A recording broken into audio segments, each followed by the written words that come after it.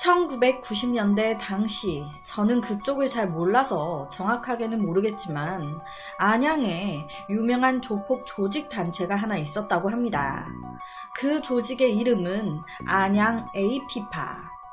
당시 이 조직은 주로 청부폭력을 일삼는 전문적인 조직폭력배들이었어요. 당시에 한번 난리 났었던 사건 중에 하나가 이 AP파 조직에 두목이 있을 거 아니에요. 그 두목의 이름이 조씨였는데 이 조씨가 여자친구가 있었단 말이에요. 그런데 내 여자친구가 바람이 났네. 딴 놈이랑 둘이 껴안고 뒹굴고.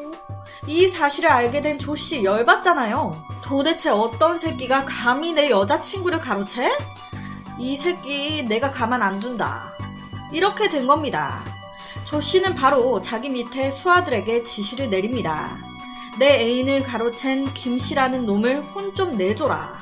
이 두목의 지시를 받은 조직원은 당시 28살이었던 최씨, 이씨, 그리고 29살이었던 정씨, 33살이었던 박씨, 30살이었던 임씨, 이렇게 총 5명이 출동을 합니다.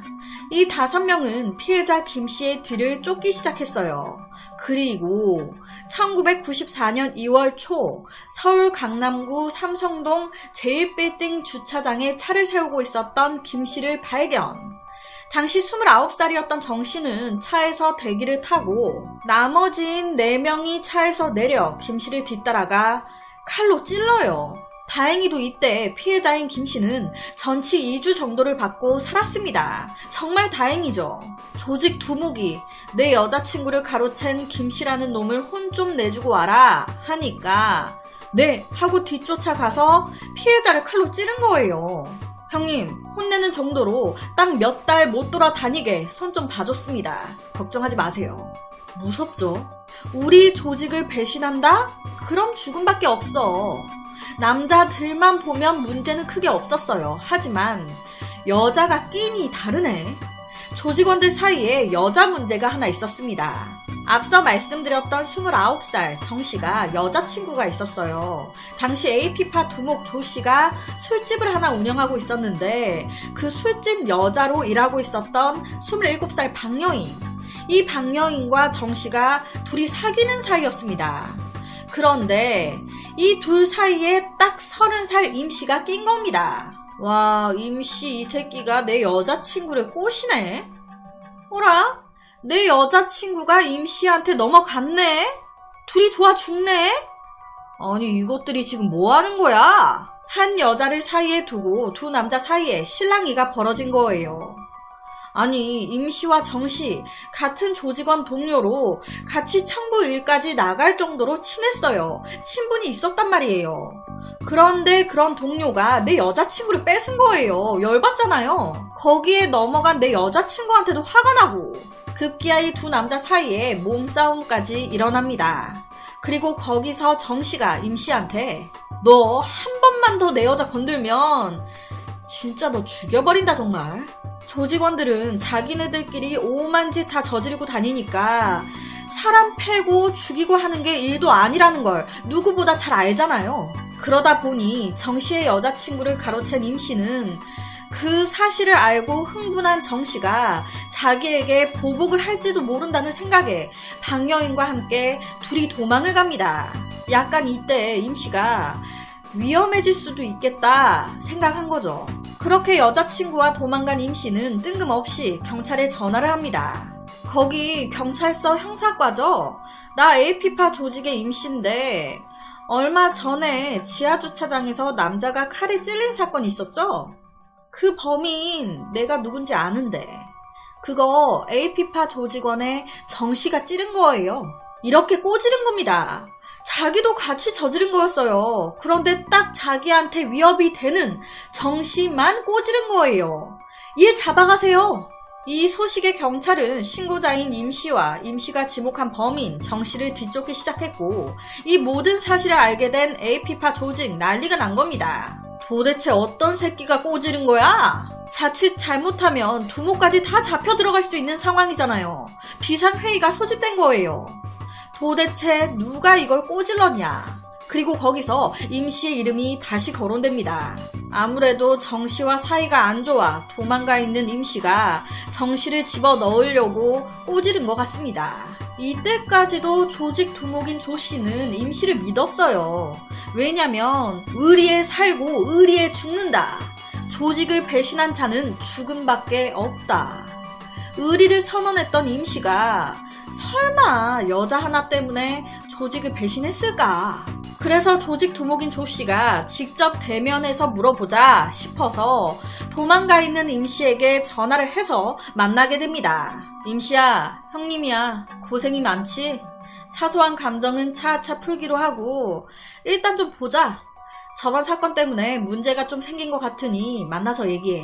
그런데 여기서 하나 이해가 안 되는 게 그 지하주차장 사건 임씨도 같이 했단 말이에요. 그런데 자기가 경찰에 꼬질렀잖아요.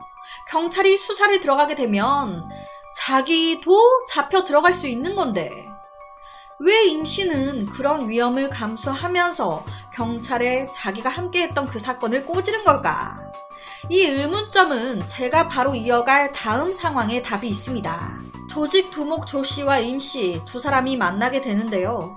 이때 두목 조씨가 경찰이 너하고 정씨를 찾고 있는데 어떻게 된 건지 아는 거 있냐? 네? 아, 혹시 그 지하주차장 사건 때문에 그러는 거예요? 그거 경찰이 수사 들어간 겁니까? 어쩐지 경찰이 저한테도 엄청 전화를 했더라고요. 형님도 아시죠? 저랑 친한 형사분 한 명 있는 거. 그 형사가 계속 전화 와가지고 만나자고 하더라고요. 안 그래도 기집애 문제 때문에 정신없어 죽겠는데 이 핑계 저 핑계 대면서 다음에 만나자고 했어요. 그런데요 형님, 제가 잡히면 모든 게 끝날 수도 있는 거 아닙니까? 제가 경찰 눈을 피해 계속 도망 다녀야 될 것 같은데 돈이 없어요 형님. 도피 자금으로 쓰게 8천만 원 좀 주시면 안 됩니까? 그 돈만 해주시면 제가 진짜 조용히 어디 처박혀져 있겠습니다. 조직 두목한테 8천만 원 요구한 거예요. 이렇게 하려고 경찰에 꼬질렀던 겁니다. 하지만 조직 두목이 괜히 조직 두목이 아니죠. 진작에 임씨 그리고 정씨 이 두 사람 사이에 여자 문제가 있다는 거 알고 있었고 임씨가 여자 하나 끼고 도망갔다는 것도 알고 있었어요. 아, 이거 뭔가 촉이. 지 말로는 도피 자금으로 쓴다고 하는데 정씨 너 피해서 기집애 데리고 도망가려고 하는 거 아니야? 아이씨, 어쩌다가 그런 새끼가 내 밑으로 들어와가지고. 조직 두목부터 조직원 모두 배신감에 치르던 거예요. 청부 폭력 사건을 경찰에 폭로할 것처럼 은근히 협박하면서 도피 자금을 요구하는 임씨가 조직 일당 입장에서는 상당히 부담이 될 수밖에 없었습니다. 그렇게 1994년 8월 임씨와 박여인이 함께 살고 있었던 집으로 조직원 한 명이 찾아옵니다. 형님이 좀 보자고 하십니다. 그 전에 말씀하신 거 상의할 게 있다고 하시던데. 이 말에 임씨는 두목 형님이 내가 요구한 8천만 원 주려고 하나 보다 싶어서 혼자 두목을 만나러 갑니다.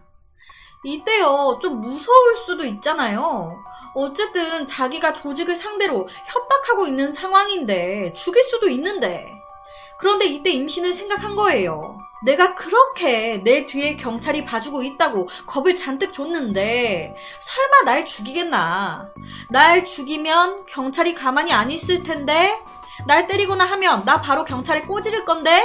그래서 그날 임씨는 아싸 8천만 원 생겼다 기대감에 부풀려서 조직 두목을 만나러 가게 됩니다. 그런데 웬걸 조직원 차를 타고 이동하는데 얘가 이상한 데로 가네.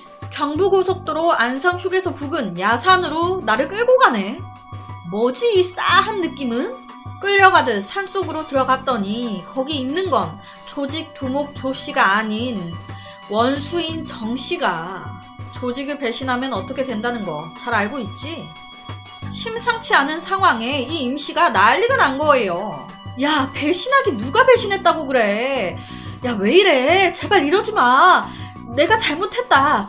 야, 우리 의리로 뭉친 사이잖아. 왜 이래. 죽을 것 같으니까 우선 막 살려달라고 오만 말을 하기 시작했는데 이 말이 들리겠습니까? 의리? 네가 의리를 입에 올려?